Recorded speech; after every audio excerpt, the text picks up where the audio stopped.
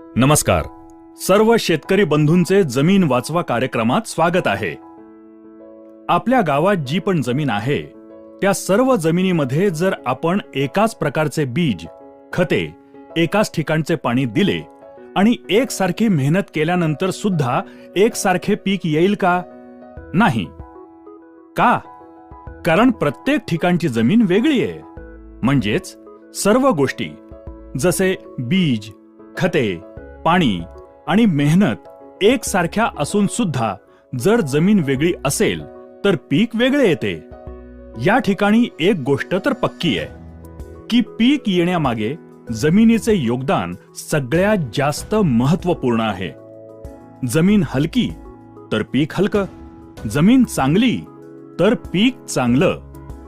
जर जमिनीला आपण ताकदवार बनवली तर चांगलं पीक घेण्यापासून आपल्याला कोणी थांबवू शकतं का? नाही. मग जर जमिनीला ताकदवार बनवायचं असेल तर तिला समजून घेणं गरजेचं आहे. जमिनीला बारकाईनं समजून घेण्यासाठी आमच्या तज्ज्ञांनी तिचं 3 भागात विभाजन केलं आहे. पहिला भाग भौतिक गुण. जमीन दिसायला कशी आहे? लाल आहे, काळी आहे की सफेद आहे?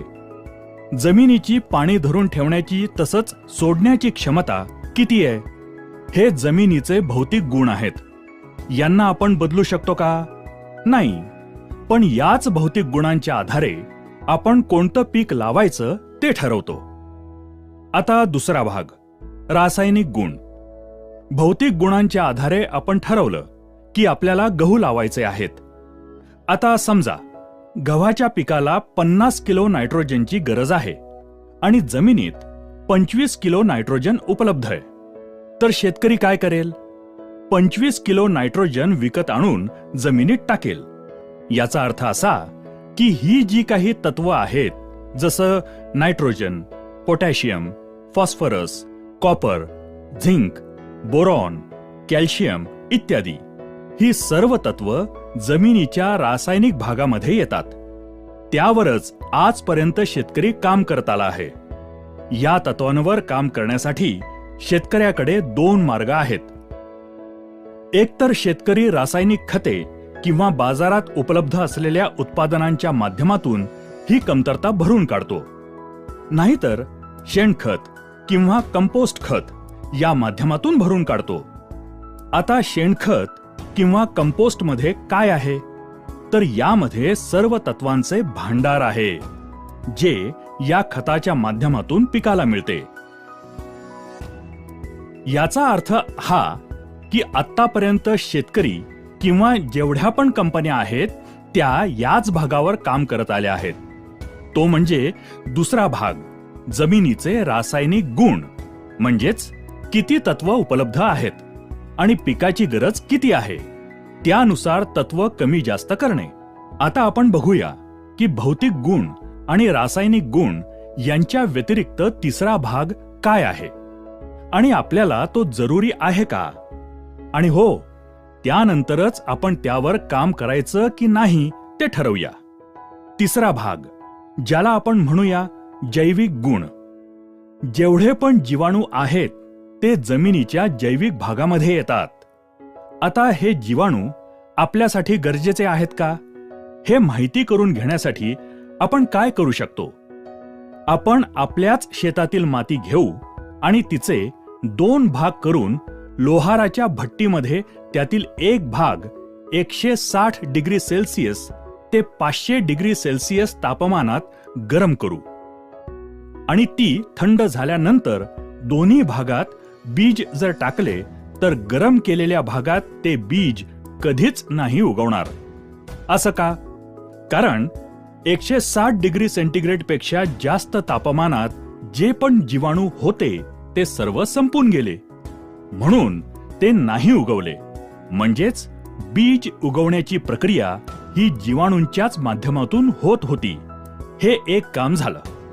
आता दुसरं काम बघा. आपण शेतकरी जेव्हा जमिनीत खत टाकतो त्यावेळी असं करतो का की पिकाच्या आजूबाजूची माती कोरून त्याच्या मुळ्या बघून खत टाकतो? नाही. आपण काय करतो? कसं पण खत फेकून येतो. आता खत तर मुळांच्या जवळ नाही पडत, ते कुठेही पडलेलं असतं. तरी पण जर 2 दिवसानंतर आपण पाहिलं तर पिकामध्ये बदल झालेला दिसून येतो. याचा अर्थ ते टाकलेलं खत पिकाला लागू पडलं, म्हणजेच खत आणि पीक यामध्ये काहीतरी हालचाल झालीये. मग काय झालं? खत चालून पिकाकडे गेलं की मुळ्या बाहेर येऊन खत खाऊन परत आत गेल्या? नाही, असं काही नाही झालं. या कामामध्ये सर्वात महत्वाचं काम जीवाणूंचं असतं. मला सांगा, जे खत आपण टाकतो ते खत पीक एकाच वेळेला घेतात का? नाही. मग जे खत आपण टाकतो ते स्वतःला जमिनीत साठवून ठेवू शकतं का? नाही. तर जीवाणू काय करतात? शेतकरी जी खतं टाकतो त्यांना साठवून ठेवून पिकांना जशी गरज लागेल त्यानुसार ती खतं पिकात पोहोचवण्याचं काम करतात. हे महत्वाचं काम पण जीवाणूंच्याच माध्यमातून होतं. आता तिसरं काम. बरीच अशी तत्व आहेत जी पिकं असतात त्या स्वरूपात कधीच घेत नाहीत. तुमच्या भाषेत सांगायचं तर समजा गहू घेतले. गहू आपल्या खाण्यासाठी असतात. जर मी तुम्हाला 1 प्लेट भर गहू खायला दिले तर तुम्ही खाणार का? नाही. तर काय करणार? त्याचं पीठ कराल, त्याची चपाती बनवाल आणि मग खाल. याचा अर्थ असा की ज्या स्वरूपात आहे त्यातून दुसऱ्या स्वरूपात बदललं तरच खाऊ शकणार. त्याचप्रमाणे फॉस्फरस, सिलिकॉन यासारखी जी तत्व आहेत ती आहे त्या स्वरूपात पिकं कधीच घेत नाहीत. त्यांना दुसऱ्या स्वरूपात बदलण्याची गरज असते. त्यांना घुलनशील बनवावं लागतं. हे काम जीवाणूंच्याच माध्यमातून होतं. जर आपण फॉस्फरस जमिनीत टाकला आणि त्या ठिकाणी जीवाणूच नसतील तर तो फॉस्फरस जमिनीत तसाच पडून राहील. तो पिकासाठी वापरलाच जाणार नाही. आणि तुम्ही विचार कराल, मी तर पिकात टाकलंय तरी पण फॉस्फरसची कमतरता का आली? मग तुम्ही काय करणार? परत फॉस्फरस आणून टाकणार आणि असं केल्यानं आपला खर्च वाढतो. याचा अर्थ हा की ही सर्व तत्व उपलब्ध स्वरूपात पिकांमध्ये पोहोचवण्याचं महत्त्वपूर्ण काम जीवाणूंच्याच माध्यमातून होतं. आता कार्बन आणि नायट्रोजनच्या संबंधाबाबत तुम्हाला कल्पना आहे का? तर बघा, पिकाला सगळ्यात जास्त प्रमाणात जे तत्व लागतं ते नायट्रोजन. पण जमिनीत जितक्या जास्त प्रमाणात कार्बनची आवश्यकता असेल तितके नायट्रोजन पिकांना चांगल्या प्रकारे उपलब्ध होते. अर्थातच जमिनीतील कार्बनचे प्रमाण कमीत कमी 1% ते 1.5% असणे आवश्यक आहे. तसेच पिके आणि माती परीक्षणानुसारही त्याची मात्रा ठरवता येते. आता शेतकरी काय करतो? नायट्रोजन टाकून सुद्धा नायट्रोजनची कमतरता दिसून आल्यानंतर पुन्हा नायट्रोजन आणून शेतात टाकतो. खरं तर शेतात कार्बनच्या कमतरतेमुळे पिकात नायट्रोजनची कमतरता आली आहे. आता जमिनीत जर कुठलेही तत्व जसे nitrogen, phosphorus, potash, copper, zinc, sulphur या व्यतिरिक्त कुठलेही तत्व कमी असेल तर आपण बाजारातून विकत आणून टाकू शकतो. पण कार्बनची कमतरता असेल तर तो बाजारात विकत मिळतो का? नाही. कार्बन जमिनीत उपलब्ध करण्याचा एकच मार्ग आहे, शेणखत किंवा कंपोस्ट खत. आता हे शेणखत किंवा कंपोस्ट खत काय आहे? हे मोठ्या पातळीवरचं तत्वांचं विघटन आहे. शेणावर प्रक्रिया होऊन ते खतामध्ये परावर्तित होतं आणि जो काही शेतातील काडी कचरा, पालापाचोळा हा मोठ्या पातळीवर कुजल्यानंतर कंपोस्ट तयार होतं. जेव्हा शेतकरी हे सर्व शेतात टाकतो तेव्हा जीवाणू त्यावर प्रक्रिया करून या खताचं सूक्ष्म पातळीवर विघटन करून त्याच्या आतमध्ये जी तत्व असतात ती काढून पिकांपर्यंत पोचवल्यानंतर जो भाग उरतो तो कार्बन असतो. याचा अर्थ हा की जमिनीमध्ये कार्बन उपलब्ध करण्याचे सर्वात महत्वाचे काम पण जीवाणूंच्याच माध्यमातून होते. आता पिकांच्या वाढीसाठी हार्मोन्सची आवश्यकता असते. रोपांना फुलांवर येण्यासाठी आणि फुलाला फळामध्ये बदलण्यासाठी सुद्धा हार्मोन्सची आवश्यकता असते. हे हार्मोन्स तयार करण्याचे काम सुद्धा जीवाणूच करतात. आता रोपाला वेगवेगळ्या आजारांपासून, कीटकांपासून बचाव करण्यासाठी स्वतःमध्ये औषध तयार करायची असतात. बघा, कधी कधी आपल्या शरीरावर काही कापलं तर बिना औषधानं ते बरं होतं. कधी कधी एखाद्या तंदुरुस्त माणसाला जर ताप आला तर बिना औषधानं तो बरा होतो. कारण आपलं शरीर आतल्या आतमध्ये औषधे त्यासाठी बनवत असतं. त्याचप्रमाणे पिकामध्ये ही जी काही ताकद आहे ती जीवाणूंच्या माध्यमातून तयार होते. आता पहिल्यापासून बघितलं तर बी उगवण्याचं काम, आपण जी खते टाकतो ती स्वतःकडे साठवून पिकांपर्यंत पोहोचवण्याचं काम, तसंच तत्वांना दुसऱ्या स्वरूपात बदलून पिकांपर्यंत पोहोचवण्याचं काम, तसंच कार्बन जमिनीत उपलब्ध करण्याचं काम, जोडीने हार्मोन्स बनवण्याचे काम आणि औषधे तयार करण्याचे काम, ही सर्व महत्त्वपूर्ण कामे याच जीवाणूंच्याच माध्यमातून, याच जमिनीच्या जैविक गुणांच्या माध्यमातून होतात. तर आता मला सांगा, आजपर्यंत शेतकऱ्यानं या जैविक भागावर किती काम केलंय? मी शेतकऱ्याला एक प्रश्न विचारतो की शेतीचा मजूर कोण आहे? तर शेतकरी म्हणतो, मीच शेतीचा मजूर आहे. मीच दिवस रात्र शेतामध्ये राबत असतो. जर शेतकरी मजूर आहे तर मी शेतकऱ्याला हातात एक बी देतो. शेतकरी स्वतः त्याला अंकुरित करू शकतो का? नाही. शेतकऱ्याच्या खिशात 100 गोणी खत आणून शेतात टाकण्याची क्षमता असेल, पण तो एकतरी खताचा दाणा उचलून पिकामध्ये घुसवू शकतो का? नाही. तर मग शेतकरी शेतीचा मजूर आहे का? नाही. शेतकरी फक्त सप्लायर आहे. शेतीची जी पण गरज आहे शेतकरी फक्त ते सप्लाय करायचं काम करतो. खरा मजूर तर जीवाणू आहे, जो शेतात जमिनीमध्ये काम करून शेतकऱ्याला पीक आणि उत्पादन देतो.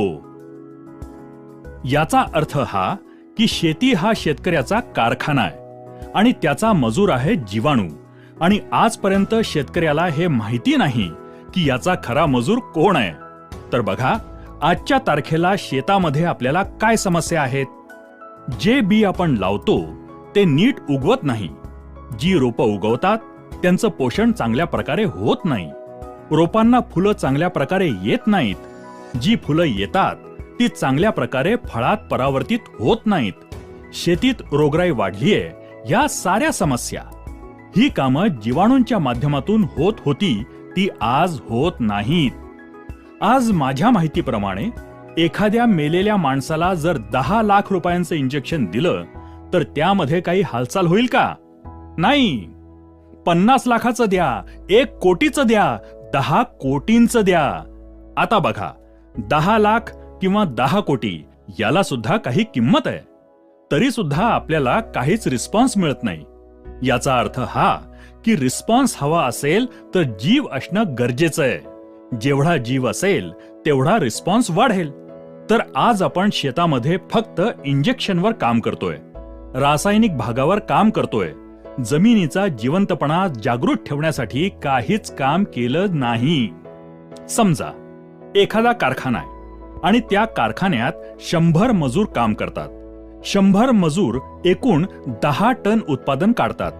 आता त्या कारखान्याच्या मालकानं त्या मजुरांकडे दुर्लक्ष केलं. त्यांच्या राहण्याची व्यवस्था केली नाही. त्यांच्या खाण्यापिण्याकडे लक्ष दिलं नाही. त्यांच्या आरोग्याकडे लक्ष दिलं नाही आणि फक्त प्रोडक्शनवर लक्ष ठेवलं तर ते मजूर तिथे टिकतील का? नाही. त्यांची संख्या दिवसेंदिवस कमी होत जाईल. 100 वरून त्यांची संख्या 30 वर आली आणि मालकाला 10 टन उत्पादन हवे असेल तर मालक काय करतो? कच्चा माल आणून कारखान्यात टाकतो. आता मला सांगा, 100 मजुरांकडून होणारे 10 टन उत्पादन 30 मजुरांकडून होईल का? नाही. मालकाने कच्चा माल वाढवलाय. खरं तर मजुरांची संख्या वाढवायला हवी. त्यांची काळजी घेतली तर 10 टन काय, त्यापेक्षा जास्त उत्पादन काढता येईल. आज शेतात सुद्धा हीच परिस्थिती आहे. शेतीचा खरा मजूर आहे जीवाणू आणि आपण जीवाणूंची संख्या वाढवण्याऐवजी, त्यांची ताकद वाढवण्याऐवजी कच्चा माल म्हणजेच रासायनिक खते वाढवतोय. यानं आपल्या शेताचं उत्पादन वाढेल का? नाही.